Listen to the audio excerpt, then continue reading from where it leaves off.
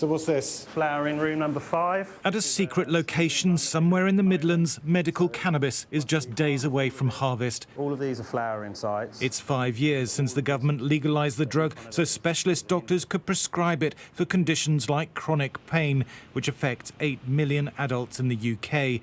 But in all that time, there have been just a handful of NHS prescriptions. The health watchdog NICE says there isn't enough good evidence that cannabis eases pain, so patients have to go to private clinics at a cost of £200 for a month's supply.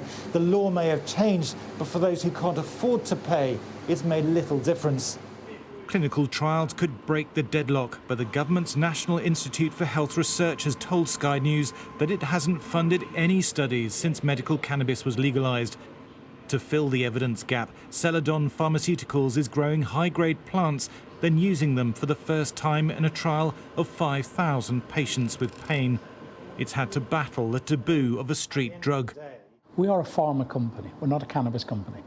So we're coming at it from a pharmaceutical angle, and that's why we've got to try and get away from this stigma. The stigma's been around getting people high. As I said before, our job is to not get people high, is to try and make people have a better quality of life. Chad signed up to the cannabis trial because of arthritis pain. Now he's back at work.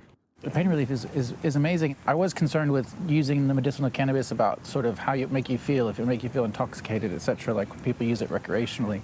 And there's none of that really. Apart from making you feel a bit sleepy afterwards for maybe half an hour, that's about it. But pain specialists are anxious not to repeat the mistakes made with liberal use of addictive opioid painkillers. Many feel medical cannabis was legalised before there was good evidence. It creates this bizarre two-tiered system which actually doesn't advantage the patients on the NHS, and it doesn't really advantage the patients on the private sector as well. I think what we do need fundamentally is the research to be able to identify it, identify the role that it will play.